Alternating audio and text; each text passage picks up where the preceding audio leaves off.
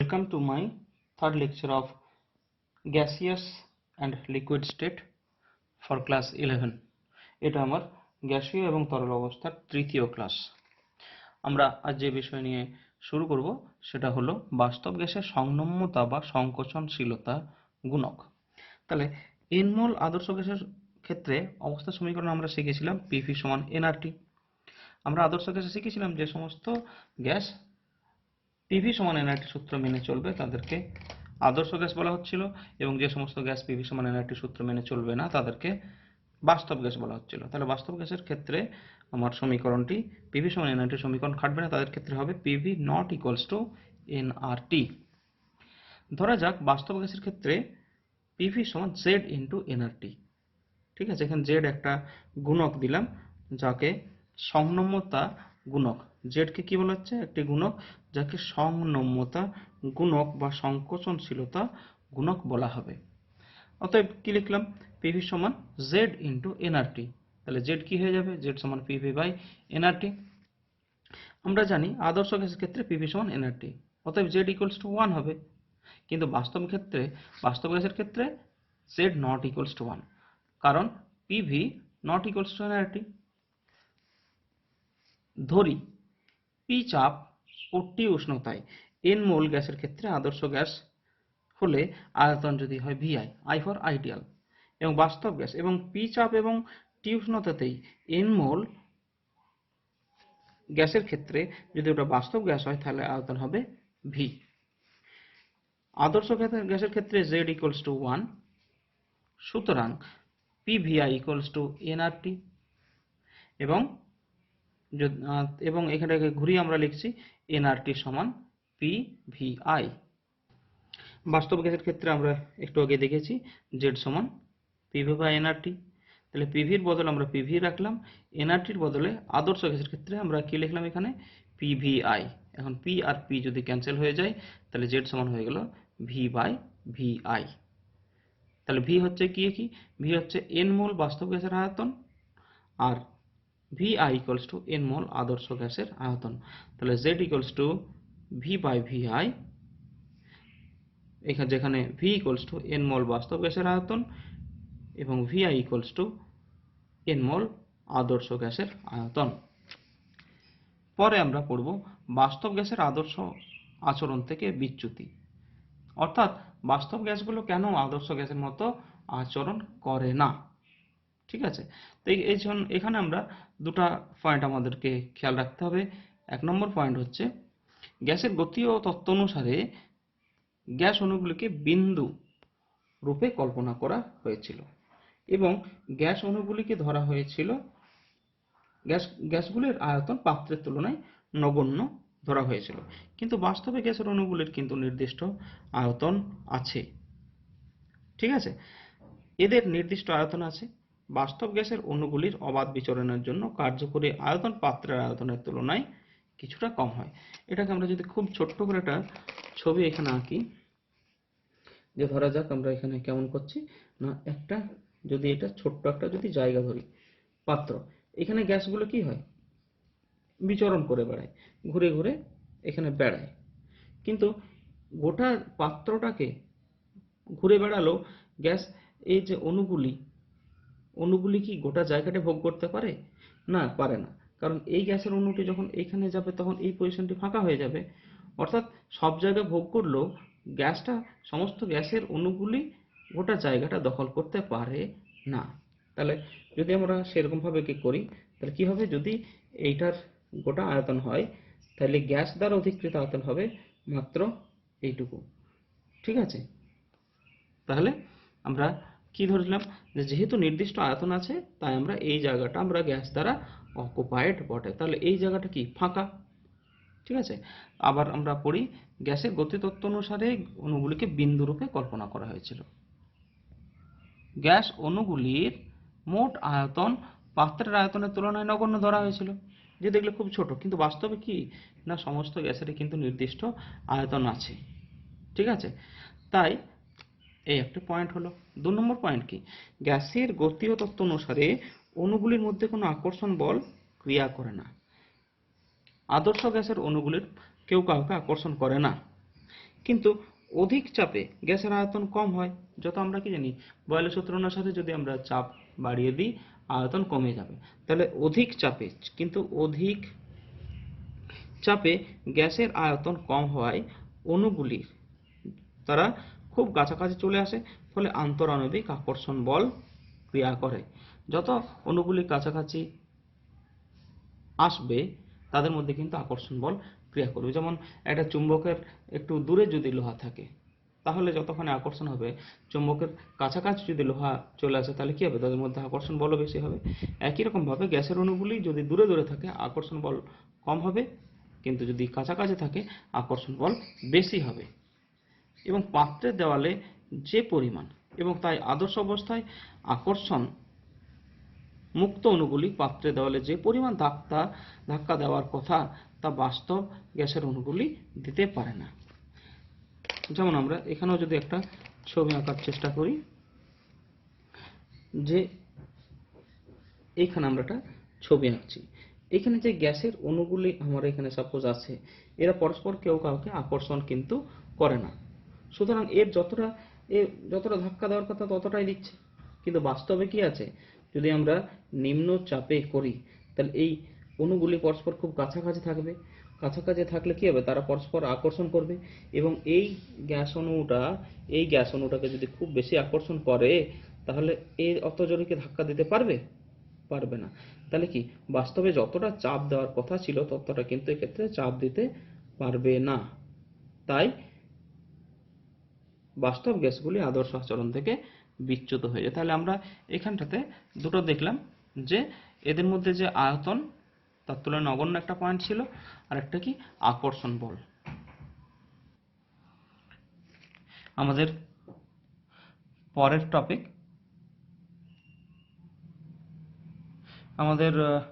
Topic, বাস্তব গ্যাসের অবস্থার সমীকরণ বা ভ্যান ডার ওয়ালস সমীকরণ। আচ্ছা, এখানে ভ্যান ডার ওয়ালস সমীকরণ আমরা ডিটারমাইন করার সময় আমাদের দুটা বিষয় এখানে আমাদের মাথায় রাখতে হবে। প্রথম হচ্ছে কি আয়তন সংশোধন।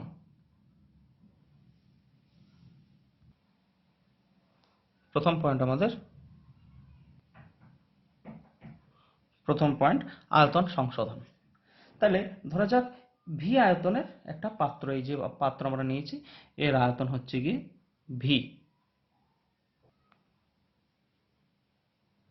আচ্ছা, আয়তন ভি, 1 মোল যদি গ্যাসের অণু হয় তার কার্যকরী আয়তন যদি ভি, এখানে বি হয়।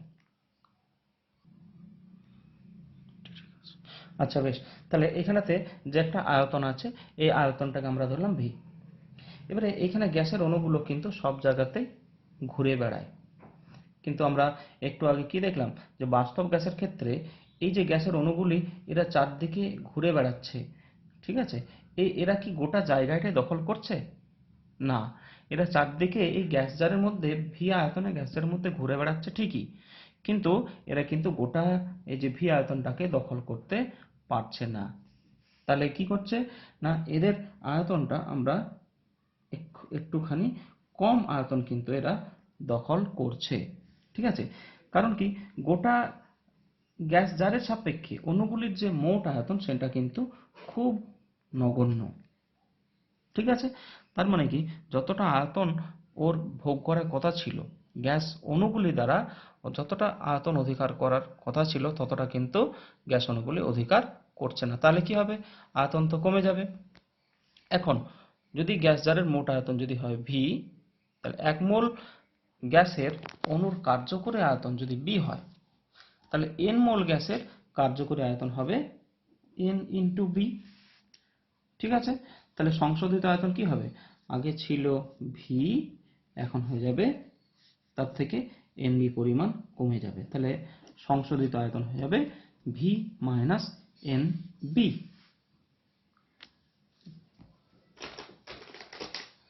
এটাকে আমরা একটু বোল্ড করে লিখছি, ভি মাইনাস এন বি।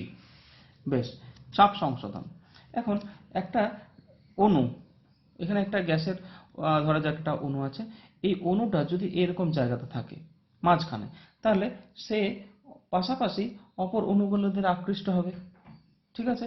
এখন সে যদি একদম ধারে অবস্থায় থাকে, একদম দেওয়ালের ধারে থাকে, তাহলে কি হবে?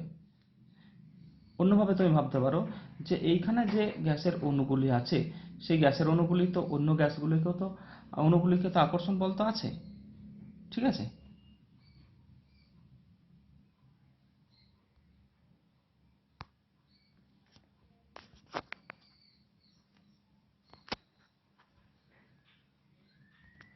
আচ্ছা, এই যে আকর্ষণ বল আছে, তার জন্য একটা অণু অপর অণুকে যদি আকর্ষণ করতে থাকে, তাহলে কি হবে? এই যে অপর একটা গ্যাসের অণু এ যদি বি কে যে আকর্ষণ করছে, তাহলে বি কিন্তু তত জোরে কি এর দেওয়ালকে ধাক্কা দিতে পারবে? পারবে না। এবং যত জোরে এই যে পৃষ্ঠতলে ধাক্কা দেবে, সেটাই কিন্তু তার চাপ হবে। সুতরাং আকর্ষণ, এই গ্যাস অণুগুলির মধ্যে পরস্পরের সাথে পরস্পরের আকর্ষণ থাকার জন্য যতটা চাপ দেওয়ার কথা ছিল, অণুগুলি কিন্তু ততটা চাপ দিতে পারছে না। ভালো করে বোঝার চেষ্টা করো। অণুগুলির মধ্যে যদি আকর্ষণ বল থাকে, তাহলে কি হবে? এ বি কে আকর্ষণ করবে, বি এ কেও আকর্ষণ করবে, এবং আকর্ষণ করার ফলে বি এর যত জোরে দেওয়ালকে ধাক্কা দেওয়ার কথা ছিল, সে কিন্তু ধাক্কা দিতে পারছে না, এবং ধাক্কাটাই কিন্তু চাপের কারণ। ঠিক আছে? সুতরাং যতটা চাপ হওয়া উচিত তার থেকে বেশি। তাহলে এর চারদিকে লব্ধি বল শূন্য, বি এর লব্ধি বল কিন্তু শূন্য নয়, কারণ এই দিক বরাবর কিন্তু সে লব্ধি বলটা শূন্য হচ্ছে না। ভি আয়তনের পাত্রের মধ্যে যদি এন মোল আদর্শ গ্যাস থাকে, তাহলে যে চাপের সৃষ্টি হতো, তা বাস্তব গ্যাসের ক্ষেত্রে চাপ পি এর তুলনায় কিছুটা কম হয়। কারণ আকর্ষণ করলে কি হবে? সে তো দেওয়ালে ধাক্কা মারতে পারবে না, সুতরাং চাপ হয়ে যাবে কিছুটা কম। ধরা যাক এই আকর্ষণ বলের জন্য চাপের হ্রাস যদি আমরা ধরি পি এন, যদি এন মোল গ্যাস থাকে, তাহলে মোট চাপ হতো পি প্লাস পিএন। এখন মনে রাখবে এই যে পিএন এর ভ্যালুটা হচ্ছে এ এন স্কোয়ার বা ভি বাই ভি স্কোয়ার, বা N square A by V square. তাহলে সংশোধিত চাপ হয়ে যাবে পি প্লাস পিএন। তাহলে পিএন এর বদলে আমরা এই ভ্যালুটা বসাচ্ছি, তাহলে কি হলো? সংশোধিত চাপ equals to P plus N square A by V square. তাহলে আমরা এখান থেকে দুটো জিনিস মনে রাখবো, ভি এর বদলে আমাকে এইটা লিখতে হবে, এবং পি এর বদলে এই ভ্যালুটা আমাদের লিখতে হবে। তাহলে এইখানে আমরা দেখছি, যখন পিভি সমান এনআরটি সমীকরণে পি এর বদলে P plus N square A by V square এটা লিখবো, এবং ভি এর বদলে আমরা ভি মাইনাস এন বি লিখবো। তাহলে এখানটাতে দেখো, ওখানে বসিয়ে পাচ্ছি P plus N square A by V square into V minus N B সমান এনআরটি। এই সমীকরণটা হয়ে গেল এন মোল বাস্তব গ্যাসের ক্ষেত্রে ভ্যান ডার ওয়ালসের সমীকরণ। এখন যদি এন সমান 1 হয়, তাহলে এইখানে এনটার বদলে 1 হয়ে যাবে, এখানে এন এর বদলে 1 হয়ে যাবে, এর বদলে 1 হয়ে যাবে। তাহলে সমীকরণ কি হয়ে যাবে? P plus a by V square into V minus b equals to R T. এই যে সমীকরণ হলো, এটা এক মোল গ্যাসের ক্ষেত্রে বাস্তব গ্যাসের সমীকরণ, যাকে ভ্যান ডার ওয়ালস সমীকরণ আমরা বলতে পারি।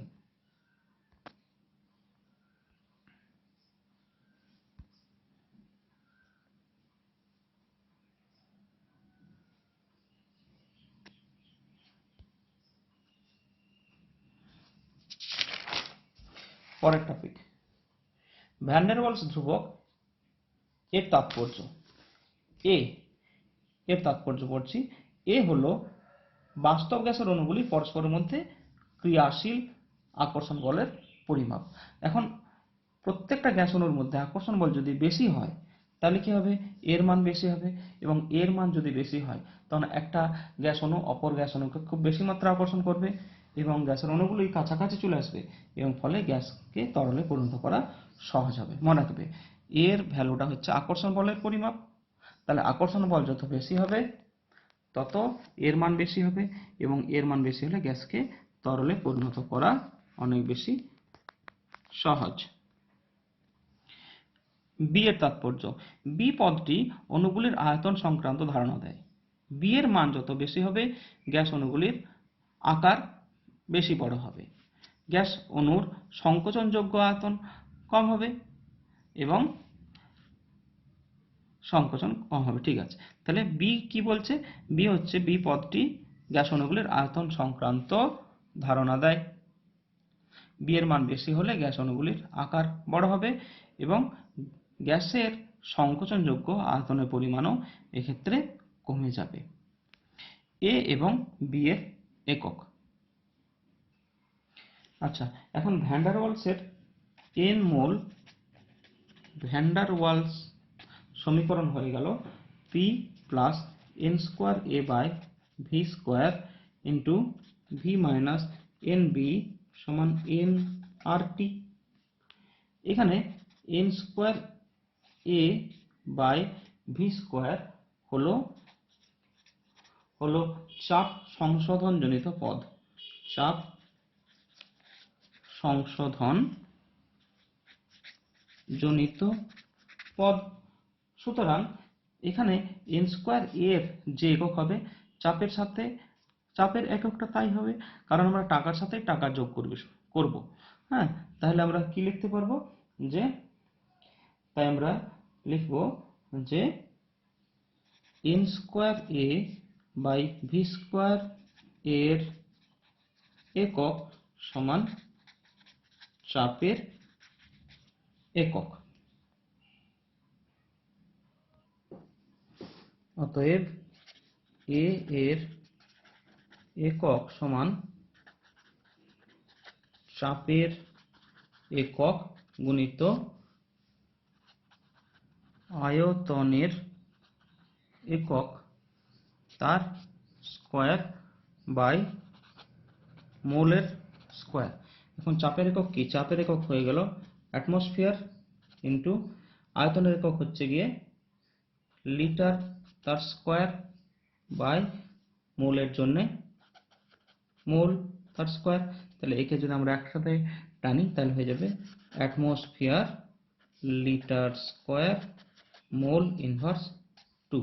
তাহলে unit of A is equals to পেয়ে গেলাম atmosphere litre square mole inverse 2। এবার আমরা করব বি এর একক। বি এর এককটা আমরা করব এনবি হলো আয়তন সংশোধন জনিত পদ। অতএব এনবি এর একক সমান আয়তনের একক। তাহলে বি এর একক সমান আয়তনের একক বাই এন এর একক সমান কি হবে? আয়তনের এককটা হয়ে যাবে লিটার আর এটা হয়ে যাবে মোল। তাহলে একক হয়ে গেল লিটার মোল ইনভার্স। তাহলে unit of b equals to litre mole inverse. পরের টপিক গ্যাসের তরলীকরণ। তার মানে আমরা কিভাবে একটা গ্যাসকে তরলে পরিণত করব। আচ্ছা, গ্যাসকে তরলে পরিণত করতে হলে ওর অণুগুলিকে কাছাকাছি আনা প্রয়োজন। কাছাকাছি যদি না আনি তাহলে কিন্তু ওদের মধ্যে আকর্ষণ বল বাড়ানো যাবে না। কাছাকাছি থাকলে তবেই তো আকর্ষণ হবে। এখন কিভাবে আমরা এটা করতে পারি?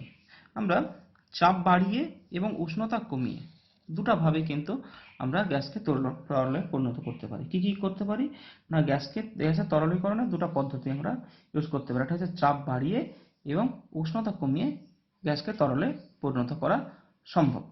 যদি আমরা এখন চাপ বাড়িয়ে করি তাহলে চাপ যদি বাড়াই, চাপ বাড়ালে কি হবে? অণুগুলি কাছাকাছি আসবে। কাছাকাছি এলে কি হবে? আকর্ষণ বল বাড়বে। একটু আগেই বললাম যে চুম্বক লোহার কাছাকাছি এলে তবেই তো আকর্ষণ বাড়বে। তাহলে চাপ বাড়াচ্ছি, চাপ বাড়ালে গ্যাসের অণুগুলি কাছাকাছি আসবে, কাছাকাছি এলে ওদের আন্তরাণবিক আকর্ষণ বল বাড়বে এবং গ্যাসের অণুগুলি তরলে পরিণত হবে। ঠিক আছে? এখন যদি আমরা উষ্ণতা যদি আমরা কমাই, উষ্ণতা কমালে গ্যাসের অণুগুলির গতিশক্তি কমে যাবে। ঠিক আছে? উষ্ণতা কমে গেলে গ্যাসের অণুগুলির গতিশক্তি কমবে, ওদের চলাচল করার শক্তি কমে যাবে। চলাচল ওদের যদি একজনের থেকে অপরজন যদি দূরে যদি না যেতে পারে তাহলে কি হবে? এমনিতেই আকর্ষণ বল আরো তীব্র হবে, আকর্ষণ বল তীব্র হবে এবং গ্যাস অণুগুলি কাছাকাছি এসে তরলে পরিণত হবে।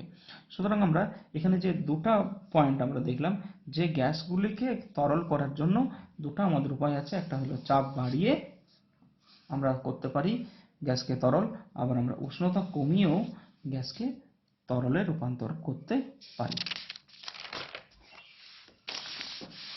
এবার আমাদেরকে দেখতে হবে যে ক্রান্তিক উষ্ণতা খুব ইম্পর্ট্যান্ট এবং খুবই সহজ। দেখো, প্রত্যেকটি গ্যাসীয় পদার্থে একটি নির্দিষ্ট উষ্ণতা আছে। খেয়াল করবে, নির্দিষ্ট উষ্ণতা। বিভিন্ন গ্যাসের ক্ষেত্রে বিভিন্ন, যেমন হাইড্রোজেন গ্যাসের ক্ষেত্রে যা হবে মিথেনের জন্য কিন্তু তা একই হবে না।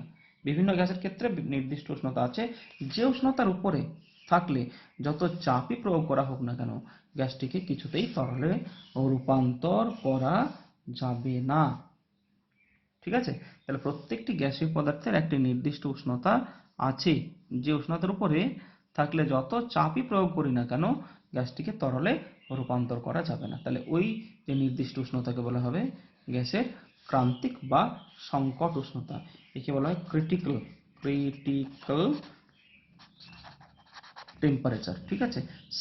C for critical. তাহলে ক্রান্তিক উষ্ণতাকে আমরা টিসি, ক্রিটিক্যাল টেম্পারেচার দ্বারা প্রকাশ করা হয়। ঠিক আছে? এখন এই যে ক্রান্তিক উষ্ণতা যাদের ক্ষেত্রে বেশি, সেই গ্যাসগুলোকে কিন্তু আমরা সহজে তরলে পরিণত করতে পারবো। খুব ইম্পর্ট্যান্ট। ক্লাস 11-এ যেমন এটা তোমাদের খুব বেশি ইম্পর্ট্যান্ট, তেমনি ক্লাস 12-এও এই পয়েন্টটা খুব কাজে লাগবে, যে যাদের ক্ষেত্রে ক্রান্তিক উষ্ণতা আর ক্রিটিক্যাল টেম্পারেচার বেশি তাদেরকে আমরা খুব সহজে কিন্তু তরলে পরিণত করতে পারবো। ক্রান্তিক চাপ। কোনো গ্যাসীয় পদার্থকে ক্রান্তিক উষ্ণতা রেখে গ্যাসের উপর সর্বনিম্ন যে চাপ প্রয়োগ করেই গ্যাসটিকে তরলে পরিণত করা যায়। ঠিক আছে? সেই চাপকে উক্ত গ্যাসের ক্রান্তিক চাপ বলে। তাহলে কি শিখলাম? কোনো গ্যাসীয় পদার্থকে ক্রান্তিক উষ্ণতাতে রেখে সর্বনিম্ন যে চাপটা প্রয়োগ করব এবং ওই চাপটা প্রয়োগ করলে কিন্তু গ্যাসটা তরলে রূপান্তরিত হয়ে যাবে। তাহলে ওই নির্দিষ্ট চাপকে বলা হবে ক্রান্তিক চাপ। আমরা ক্রান্তিক চাপকে পিসি, হ্যাঁ, ক্রিটিক্যাল প্রেসার দ্বারা প্রকাশ করব, পিসি। ক্রান্তিক আয়তন। ক্রান্তিক উষ্ণতা এবং ক্রান্তিক চাপে এক মোল গ্যাসীয় পদার্থের আয়তনকে ক্রান্তিক আয়তন বলে। খুব ইজি। ক্রান্তিক উষ্ণতা এবং ক্রান্তিক চাপে এক মোল গ্যাসীয় পদার্থের আয়তনকে ক্রান্তিক আয়তন বলে। ক্রান্তিক, যেমন আমরা এখানে ক্রিটিক্যাল টেম্পারেচার, ক্রান্তিক উষ্ণতাকে যেমন টিসি, ক্রান্তিক চাপকে যেমন আমরা পিসি, হ্যাঁ, ধরেছিলাম, তেমনি ক্রান্তিক আয়তনকে আমরা ভিসি দ্বারা প্রকাশ করব। এখন আমরা ডিফারেন্ট গ্যাসের ক্ষেত্রে আমরা এই যে ক্রিটিক্যাল টেম্পারেচারগুলোকে আমরা একটা ছকের মধ্যে লিখেছি, যেমন এগুলো সব ডিগ্রি সেন্টিগ্রেডে। ঠিক আছে? যেমন আমরা হিলিয়ামের ক্ষেত্রে ক্রান্তিক উষ্ণতা কত? -268 ডিগ্রি সি। হাইড্রোজেন গ্যাসের ক্ষেত্রে সেখানে ক্রান্তিক উষ্ণতাটা হয়ে গেল -240 ডিগ্রি সি। অ্যামোনিয়ার ক্ষেত্রে 132 ডিগ্রি সি, দেখো বেড়ে গেছে। নাইট্রোজেন ক্ষেত্রে -147 ডিগ্রি সি, অক্সিজেনের ক্ষেত্রে -118 ডিগ্রি সি, জলের ক্ষেত্রে 374 ডিগ্রি সেন্টিগ্রেড, কার্বন ডাইঅক্সাইডের ক্ষেত্রে 31 ডিগ্রি সি, CH4 বা মিথেনের ক্ষেত্রে 83 ডিগ্রি সি, বেঞ্জিনের ক্ষেত্রে 32.2 ডিগ্রি সি। তাহলে এখান থেকে আমরা কি আমরা বুঝতে পারবো? একটু আগে আমরা দেখলাম, আমরা শিখেছিলাম যাদের ক্ষেত্রে টিসি বেশি তাদেরকে আমরা তরলে পরিণত করতে পারবো সহজে। ঠিক আছে? যাদের টিসি বেশি হবে তাদেরকে তরলে আমরা সহজে পরিণত করতে পারবো। তাহলে এখানে টিসি কার কার বেশি? যেমন জল, হ্যাঁ, জলীয় বাষ্পকে আমরা কিন্তু সহজেই তরলে পরিণত করতে পারি। কার্বন ডাইঅক্সাইডকে পারবো, মিথেনকে পারবো, বেঞ্জিনকে পারবো, অ্যামোনিয়াকে তো খুব সহজেই পারবো। কিন্তু হাইড্রোজেনকে আমরা সহজে, যেহেতু ওর ক্রান্তিক উষ্ণতাটা খুব কম, হ্যাঁ, হিলিয়ামের ক্রান্তিক উষ্ণতাটা খুব কম, অক্সিজেন, নাইট্রোজেনের ক্রান্তিক উষ্ণতাটা খুব কম, তাদেরকে সহজে তরলে পরিণত করতে পারবো না। খুব ইম্পর্টেন্ট। এখন আমরা এই ভ্যালুগুলো আমরা কিছুগুলো আমরা পেয়েছি, বা আমাদেরকে মনে রাখতে হবে যে যেখানে ভিসি ইকুয়ালস টু 3b মনে রাখতে হবে, পিসি a/27 b স্কোয়ার। ঠিক আছে? আর TC equals to 8a/27 rb। সুতরাং এখন আমরা মনে রাখবো যে RTC by PCVC, RTC by PCVC এগুলোকে সবগুলো যদি আমরা পুট করি তখন আমরা এগুলো সব কাটাকুটি চলে যাবে, কাটাকুটি হয়ে চলে রইবে 8 অর্থাৎ 2.66। ঠিক আছে, এই আরটিসি বাই পিসিভিসিকে সংকট গুণাঙ্ক বলে, আরটিসি বাই পিসিভিসিকে সংকট গুণাঙ্ক বলে। পদার্থের গ্যাসীয় এবং তরল অবস্থা তৃতীয় লেকচার এখানেই শেষ হলো। আশা করছি তোমরা বুঝতে পারছো। ঠিক আছে, পরে ভিডিওতে আবার দেখা হচ্ছে। Thank you all.